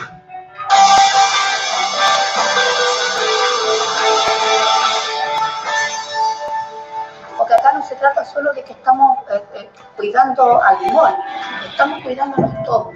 Este es nuestro entorno, esto es lo que hay. Somos vecinos y somos vecinos para siempre. Si entre vecinos no nos cuidamos, ¿cómo? ¿Me entiendes? Entonces aquí tiene que haber un trabajo en común, en conjunto y recíproco. Por lo mismo nosotros nos reunimos y se hizo un comité de seguridad. Porque nuestro barrio hay que cuidarlo. Mientras tengamos vecinos unidos, los delincuentes no van a llegar, no van a sentir que es llegar y llevar. Acá en self-storage de Eduardo Frei Montalva, cargando la ayuda que le damos al Peñalolén. Porque en estos momentos tenemos que estar más unidos que nunca. Con nuestro equipo en comunidad, trabajaremos para mantener la seguridad. Gracias al esfuerzo de todos, hemos podido reabrir los centros para cumplir con las necesidades de nuestras comunidades. Bueno, este video un poco refleja lo que veníamos conversando de cómo el arraigo con las comunidades de tu entorno pueden defender tus centros comerciales. Vimos el ejemplo de la fábrica, donde estábamos manteniendo la historia. En el video también se mostraron algunos otros ejemplos de centros comerciales vecinales que son como el almacén como el antiguo almacén de barrio, que los vecinos también lo cuidan muchísimo. Y eso nos permite hoy día decir que para el 18 de octubre, para el estallido social, donde hubieron más de 300 supermercados que sufrieron daños fuertes y muy graves, nosotros estuvimos abiertos con el 100%, el 97% de nuestras propiedades a los 4 días del estallido. Y eso te permite decir que, por supuesto, los protocolos de seguridad funcionaron, el equipo que habíamos trabajado anteriormente con comunidad y todos los protocolos que hemos implementado, el comité de seguridad, pero sin comunidades hubiera sido muy, muy difícil. Entonces, yo comparto lo que decía mi tocayo respecto al arraigo y respecto de los distintos stakeholders que comentan los CEOs, que hay que tener muy presente y por supuesto que hemos cometido errores y vamos a cometer errores, pero eso tiene que ser un must y tiene que ser una hoja de ruta. Aportar a que tengamos ciudades más justas, otro de nuestros principios. Y aquí quiero poner el ejemplo de la fábrica nuevamente, donde en una comuna de San Joaquín, una comuna que había estado bien dejada de lado por mucho tiempo, que está muy central en Santiago, donde estamos a 600 metros de la legua emergencia, hemos decidido, bueno, traer a un arquitecto la verdad, de mucho prestigio, que además se caracteriza por la sostenibilidad en sus proyectos y la sustentabilidad de los mismos, y la verdad que trajimos a Norman Foster, y podíamos haber traído a Norman Foster para construir un proyecto en Vitacura, en Las Condes. Yo hubiera sido probablemente aún más fácil haberlo aprobado en el directorio. Y esto yo quiero decir que viene desde el directorio, porque como dijo también Álvaro, esto tiene que venir de la alta dirección y del gobierno corporativo, y el gobierno corporativo Grupo Pedro está muy comprometido desde el directorio, el comité ejecutivo, en apoyar este tipo de iniciativas, y contratar a Norman Foster para hacer un proyecto, por supuesto que es más caro, pero también crea valor, nos ayuda a tener ciudades más justas, a emparejar esa cancha, a dejar algo en el largo plazo, a que no sea esto algo puntual, un proyecto, muchas veces llamado también mal como destrucción. Y aquí estamos viendo un ejemplo donde queremos tratar de lograrlo, ya venimos con todos los estudios, hacer edificios de madera, edificios que son energéticamente muy eficientes, edificios que durante el proceso de construcción ahorran muchísimo en el medio ambiente también. Y eso nos llena un orgullo y nos dice, oye, ¿por qué hagamos proyectos que sean mejores? Y de nuevo, vamos a tener que tener una mayor inversión, pero esa mayor inversión se va a pagar, esa mayor inversión cuando las comunidades lo valoran, se ven reflejados cuando tenemos problemas y estamos el 18 de octubre y los mismos presidentes salen a defender. Entonces creemos que esto tiene que ser un pilar fundamental antes de la pandemia, bueno, y en post pandemia aún más. Y siempre tiene que mantenerse así. Cuando hablamos de nuestro cuarto principio, que es escuchar siempre las nuevas necesidades, ¿no es cierto?, ser ágiles, flexibles y dar respuesta, les quiero poner un ejemplo de lo que acabamos de lanzar nosotros, que es Patio Pickup, que es justamente un llamado a la flexibilidad y a la inmediatez, de la necesidad de poder darle de nuevo tiraje a nuestras pymes que están en nuestros centros comerciales, que muchas veces no tienen acceso a las distintas plataformas que están disponibles. Integrarnos a poder ayudarlos a ellas que tengan más venta, porque los podemos ayudar y felicito también al gobierno por las distintas medidas que ha tomado, proactividad de la ministra, nos contó las distintas medidas de empleo, el Ministerio de Hacienda ha lanzado sus distintas medidas también, pero la liquidez no es todo. Si no tienen venta, sin venta, la empresa está muy complicada igual. Entonces, ¿de qué manera podemos ayudar a eso? Bueno, implementamos Pickup, estamos partiendo, pero creemos que haciendo este tipo de medidas y siguiendo innovando y siendo flexibles y mostrándonos como un socio comercial real, porque esto no tiene ningún costo para nuestros colaboradores en este momento, y bueno, si luego más adelante lo vemos, vamos a buscar algún ajuste entre todos, pero hoy día no tiene ningún costo para nuestros clientes. Y esto creemos que son cosas que tenemos que estar siempre pensando y siendo ágiles y flexibles, y esto es una muestra de ello. Y creemos que en pandemia, post pandemia, esto es clave. El futuro es hoy, y aquí, bueno, Patio Sostenible, que es algo que hemos venido, como les contaba, es algo que está en la columna vertebral de la compañía, que está muy ligado a nuestra cultura y a cómo queremos hacer cosas, y de nuevo, vamos a cometer errores, hemos cometido errores, y eso es natural, y pedimos disculpas si alguna vez los cometimos, pero lo que sí es que esto ha sido nuestro ADN. Y eso lo podemos demostrar con lo que hemos hecho, con lo que hemos construido, con lo que estamos haciendo. Y nos permite tener un desarrollo equilibrado. Porque la planilla Excel es importante, pero también hay que medir otros KPIs. O sea, cuando vamos a aprobar un proyecto, no se trata de estar mirando, está bien, vamos a mirar la TIR del proyecto, vamos a mirar distintas variables, vamos a mirar otros supuestos. Pero también tenemos que estar midiendo, oye, ¿por qué vamos a hacer este proyecto? ¿Cómo va a aportar a la comunidad donde vamos a estar? Porque si aprobamos un proyecto sin pensar en esto hoy día, es impensado poder concebir un proyecto. Y además poder hacer un aporte real a la sociedad. Y eso creemos que es importante para nosotros y ha sido un pilar fundamental. Y por supuesto creemos que esto post pandemia va a seguir siendo algo muy, muy importante para todas las compañías, tal cual como lo contó también mi tocayo antes que yo. Algo que es clave, que yo diría que es el corazón de la compañía, lo que le da energía a esta compañía, es nuestro equipo, son las personas, nuestro foco, la forma de trabajar, nos estamos adaptando, como muy bien dijo la ministra, hay ciertas cosas que vienen para quedarse. Una de ellas va a ser el mix, ¿no es cierto?, entre estar en una oficina, porque se genera sinergia, porque el trabajo grupal, porque estando todos juntos, efectivamente hay una sinergia. No olvidemos que el teletrabajo viene desde hace mucho tiempo y no resultó, pero yo sí creo que hoy día la flexibilidad va a tener un mix y eso vamos a tener que estar dispuestos a poder tomarlo, ser flexibles, ser abiertos. Y bueno, nosotros estamos desde el 18 de octubre trabajando full teletrabajo, cuidando nuestra gente, porque creemos que lo principal es la salud. Y aquí hemos puesto a las personas siempre al principio, o sea, adelante de todo. Y desde el 14 de marzo que nosotros estamos operando todo desde sus casas y full conectado, y nos ha permitido también adaptarnos y entender y el equipo ha respondido. Y el equipo creemos que finalmente es la cultura de la compañía, es donde tenemos que transmitir esa cultura y es lo que finalmente te logra cumplir tu resultado. Tengo un pequeño video que resume lo que es nuestro equipo. Ahora viene. No. Perdón. Ahí sí.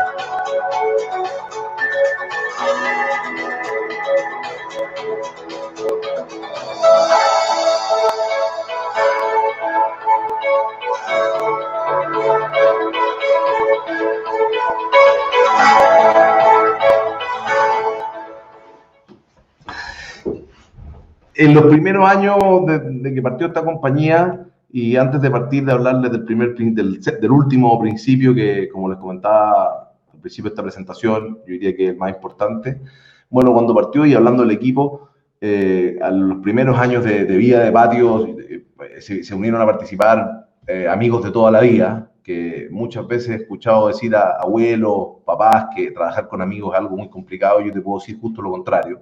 Trabajar con amigos es enriquecedor, es motivante, y además uno se siente seguro, con gente leal a tu lado, y por supuesto que muchas veces tenemos diferencias, y nos apreciamos, nos respetamos, nos decimos las cosas, y están las catarsis, que las hacemos permanentemente, pero sin duda que la suma de las potencias, cuando uno tiene gente que puede tener un lenguaje común, que además te permite tener la lealtad y la confianza, es algo muy, muy potente y que yo creo que es clave para afrontar cualquier crisis como una pandemia o para poder enfrentar una post-pandemia.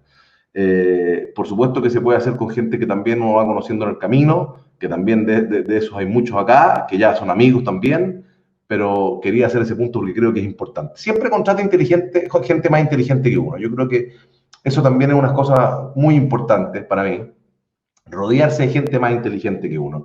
Yo creo que eso es una de las claves.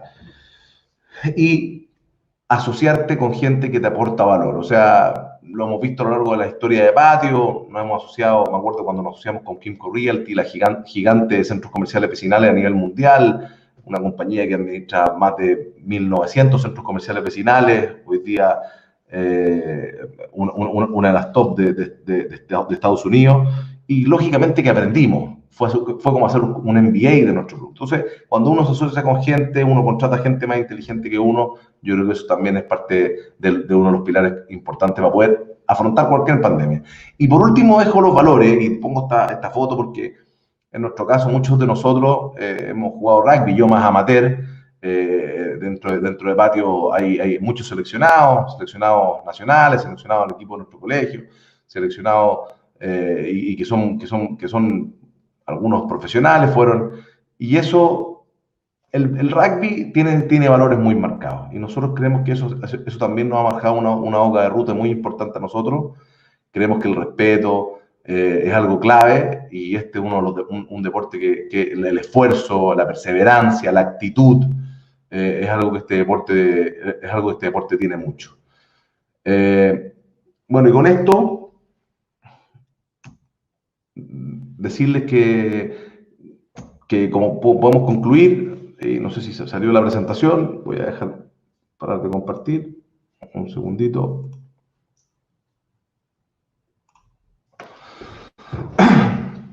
Concluir que los 7 pilares o principios que hablábamos, y nada, y agradecer porque yo creo que también tuvimos muchas coincidencias en las presentaciones y en las cosas que hemos estado conversando. Muchas gracias, Álvaro. Sin duda es muy útil ver cómo un grupo bastante exitoso, lo que tú llamas los pilares para poder avanzar. He recibido preguntas para los tres. Quiero partir por unas preguntas para la ministra, después podemos ir con unas preguntas que tengo para Álvaro, para los Álvaros. Pero a la ministra hubo mucha inquietud sobre, primero, ¿cómo se regulariza el tema del teletrabajo? ¿Basta con un anexo al contrato? ¿Va a haber que registrarlo? ¿Cómo se va a hacer?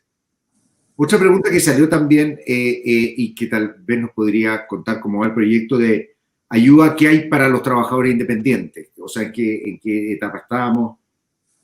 Y otra pregunta que también fue bien repetida es ¿qué pasa cuando un trabajador es desvinculado, estaba sujeto a la ley de empleo y no le queda plata después de la desvinculación para su seguro de desempleo? Y por último, un bono, porque es que habían harta y bien interesante. Alguien que decía que hay empresas que tienen el problema de que no pueden pagar incluso las contribuciones que tienen que hacer para someterse a la ley de empleo. Entonces, bueno, existen ayuda financiera en ese caso, FOGAP y cosas así. Pero hay mucha inquietud en general sobre cómo se van aplicando estas medidas que han sido son tan útiles, pero que tiene obviamente algunas inquietudes la gente de cómo se aplican. A ver, vamos en orden. La primera fue la pregunta del trabajo a distancia de trabajo. La ley se promulga el día 1 de abril. Nosotros estamos a la espera de un dictamen de la toma de razón por parte de Contraloría del reglamento, ¿ya? Esto debiera ser en los próximos días y había una especie como de marcha blanca hasta el día 1 de julio. Y por lo tanto, nosotros vamos a tener, cuando tengamos el reglamento aprobado, yo voy a poder ser mucho más certera en la respuesta, porque vamos a ver qué es lo que Contraloría toma razón. Pero hay todo este espacio en el cual efectivamente se debe hacer un anexo de contrato, hay que hay un cambio en las condiciones, el trabajador siempre va a volver atrás. Aquí han habido algunas fórmulas a través de las cuales se ha hecho esto. Por ejemplo, se han entregado bonos compensatorios, ya que no se puede proveer, por ejemplo, el internet o la electricidad. A futuro va a ser mucho más fácil poder tener muy claramente cómo se va a hacer, pero estamos a la espera del reglamento. Y el reglamento es bien relevante porque operativiza sobre todo lo que es el deber de seguridad y salud en el trabajo, que es un tema que es muy relevante para todos. Entonces, hay que estar a la espera de ese reglamento, que esperemos que salga lo antes posible para poder comenzar con esta materia.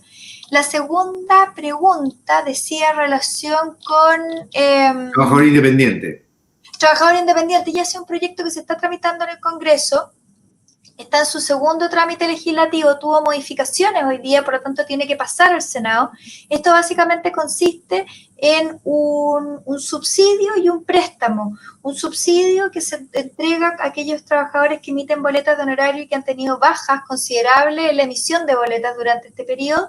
Y hay una parte que es un subsidio, que hoy día subió hasta los 100.000 pesos, y luego, si es que yo necesito más, yo puedo acceder a un préstamo, que es un préstamo muy blando, con una tasa de interés prácticamente de cero, y que se paga en un horizonte de tiempo de 3 años, teniendo un primer año de gracia. Por lo tanto, existe una posibilidad real de complementar, y ojalá en los próximos días esta ley también esté aprobada.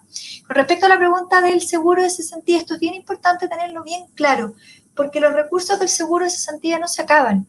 Yo tengo dos fuentes, tengo una que es mi cuenta individual y tengo otra que es el Fondo Solidario del Seguro de Cesantía. Si yo no tengo suficientes recursos en mi cuenta individual, yo paso automáticamente al seguro de cesantía. Por lo tanto, el único efecto que tiene, si bien concreto, que a mí se me hayan acabado los fondos en mi cuenta individual, es que mi empleador no va a poder imputar lo que él incorporó a la creación de ese fondo a una futura indemnización, y va a tener que entonces la indemnización pagármela de manera íntegra o pagarme la diferencia de lo que falte según los recursos que yo tenga. Si yo ya consumí todos mis fondos en mi cuenta individual, yo voy a pasar a el Fondo Solidario del Seguro de Cesantía, que va a ser complementado por el ingreso con $2.000 millones para evitar que tengamos nosotros un problema y que los trabajadores no puedan acceder a él. Y se hicieron todos los números y todas las proyecciones, por lo tanto no hay problema para que los trabajadores puedan tener cobertura.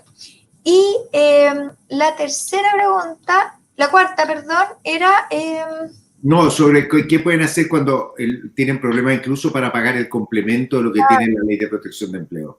Bueno, efectivamente, esa es una situación que es súper compleja, porque las empresas que se están acogiendo a esta ley son empresas que están teniendo problemas en la generación de ingresos, son empresas que se están viendo profundamente afectadas, y es por eso que esto hay que entenderlo bien complementariamente, como por ejemplo con lo que son los créditos FOGAPE, que se entregan justamente para financiar sueldos, financiar proveedores y financiar arriendo. Tienen una finalidad que está bien dirigida.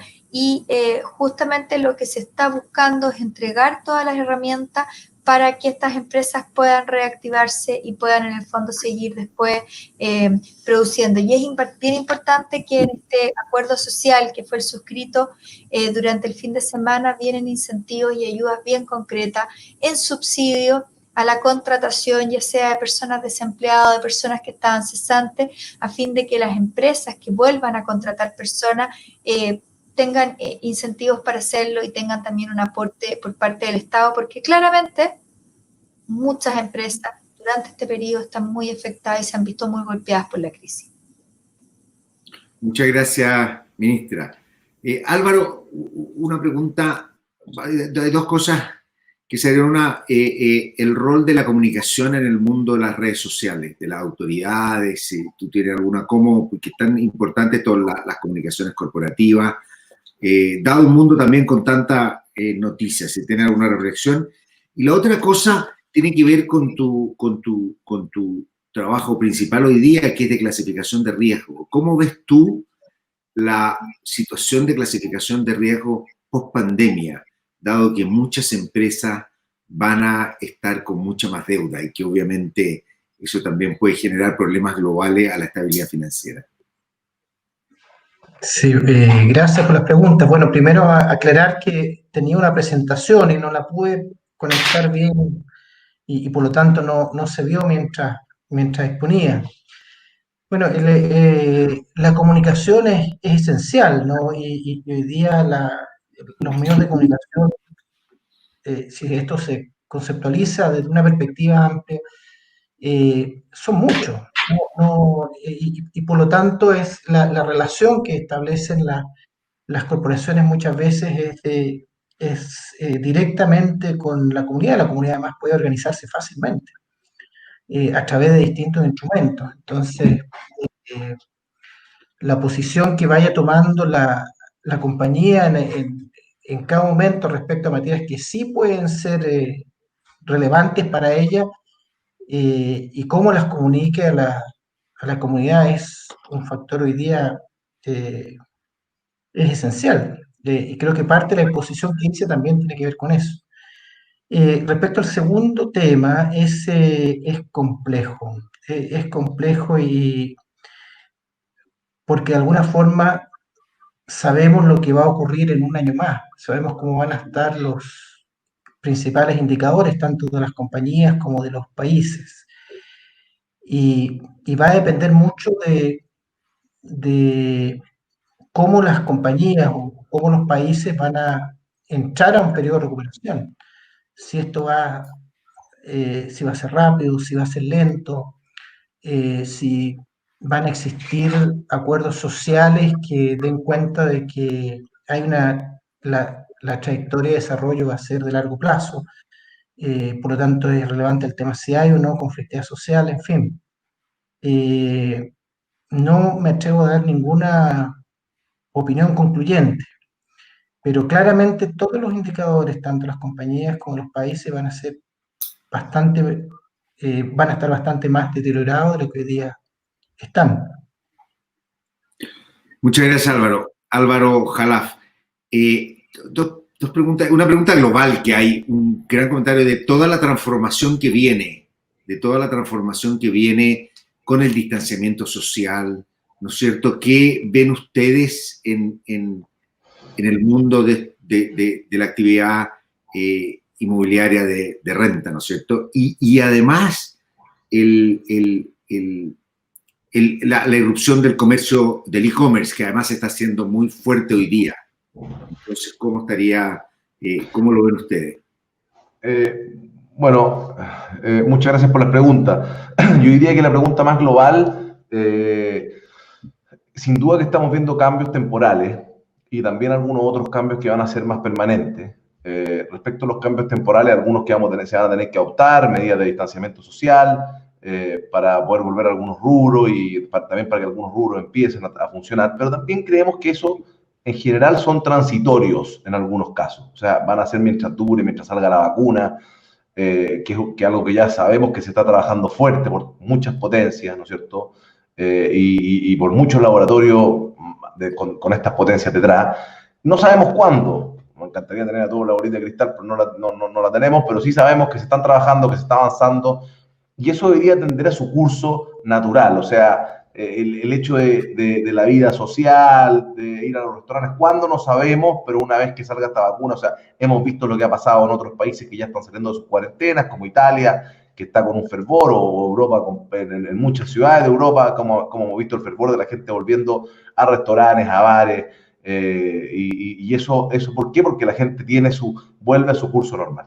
Ahora van a haber otras cosas que van a ser permanentes, como la flexibilidad laboral, como nos comentaba la ministra en algunas cosas, y eso nos permite a tener siempre cambio, y por supuesto cuando tú tienes buenas locaciones, en el caso del rubro inmobiliario, como dicen los americanos, ¿no es cierto?, cuando se habla del mercado de renta fija y el flight to quality, ¿no es cierto?, en este caso se va a ver mucho también, y cuando tú tienes buenas locaciones, eso se van a ver, van a ser más defensivas. Entonces yo te digo, por ir concluir, vamos a tener cosas transitorias y cosas más permanentes, y yo creo que ambas podemos sacar, o sea, de las permanentes podemos sacar una oportunidad, y de las transitorias tenemos que ver de qué manera vamos a apoyar a cada uno de estos locatarios para que puedan sobrepasar este bache que van a necesitar esa ayuda. Respecto al siguiente punto, y yo te diría que más que el e-commerce, yo hablaría de la omnicanalidad, que es un tema que hemos venido conversando ya hace mucho tiempo. Yo diría que muchas de las compañías, y hemos visto como algunas se han acelerado rápidamente por esta pandemia, ya venían trabajando en la omnicanalidad, que la omnicanalidad es el e-commerce mezclado con el pick-up, ¿no es cierto? Y con todo este círculo de distintas canales trabajando en conjunto. Y yo creo que eso va a seguir potenciándose. Por supuesto que el e-commerce va a crecer a pasos más rápidos de lo que venía anteriormente. Y vamos a tener transformaciones como lo hemos vivido en esta industria muchas veces, para atrás. Recuerdo una portada de la revista Times cuando Jack Ma salía surfeando, no tengo aquí la portada, se la mostraría, y decía, bueno, kiss your mall goodbye, o sea, besa tu mall afuera en ese minuto, porque se hablaba de que básicamente ya en ese minuto el e-commerce venía muy fuerte, y hemos visto cómo es una transformación, porque la gente, el ser humano es de convivencia, de estar, y eso tiende a volver a su cauce. Por supuesto, de nuevo, adoptando medidas, acelerando el e-commerce, acelerando la omnicanalidad como un todo, y por eso tenemos que ser flexibles, adaptables y rápidos para tomar decisiones. Bueno, tal vez una cosa que se me ocurre ahí nomás, además, mucho más tal vez, dado el e-commerce y la capacidad que uno tiene de comprar, tal vez también sea una oportunidad para muchos tiendas pequeñas, especializadas, porque esto está muy asociado, como dices tú, a un tema de convivencia social, más allá que solo un tema de comercio. Sin duda. Sí, sin duda hemos visto comercios que han emergido ahora en esta pandemia y que antes no tenían la visibilidad y que hoy día la están teniendo, y eso va a pasar. Y es por eso que los grandes retailers han querido avanzar aún más rápido, porque los más chicos generalmente también son más flexibles, más rápidos y pueden tomar decisiones en el minuto. Entonces yo creo que sin duda que a los más chicos les va a permitir también y va a dar una oportunidad. Muchas gracias. Bueno, a los Álvaros quiero agradecerle. La ministra desafortunadamente tuvo que abandonar rápido. Casi ni se nota en estos seminarios online, porque uno cierra la ventana y desapareció, no tiene que cruzar entre toda la gente. No tuvimos tiempo para agradecerle. De todas las que estábamos aquí, en la única que no estaba confinada, estaba trabajando desde su oficina, así que le un agradecimiento especial. Bueno, y por supuesto a los dos Álvaros, las dos perspectivas, ¿no es cierto? La perspectiva pública financiera y la perspectiva de un área de negocio muy, muy importante, creciente, y en el caso de lo que ha hecho Álvaro, muy exitosa. Muchas gracias, buenas noches. Buenas noches. Todo muy bien y gracias. Chao. Adiós. Nos vemos.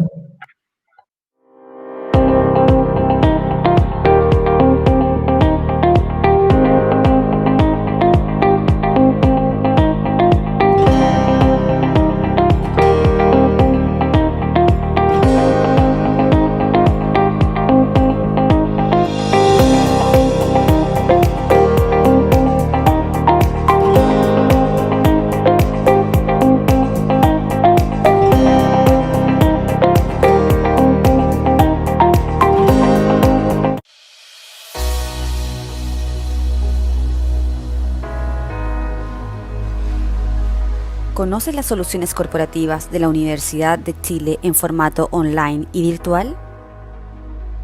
Aporta a la misión de tu organización y alcanza los objetivos estratégicos, creando programas de capacitación a tu medida. Incentiva el compromiso de los colaboradores con las experiencias de aprendizaje de negocios.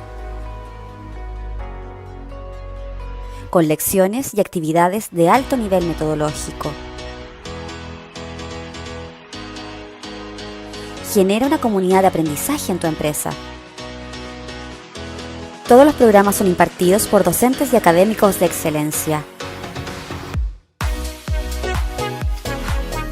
Nuestro propósito es ampliar la libertad de estudio de los colaboradores, otorgándoles una máxima flexibilidad para que estudien a su propio ritmo en la región o país en que se encuentren. Conecta a tus colaboradores con la mejor escuela de negocios de Latinoamérica.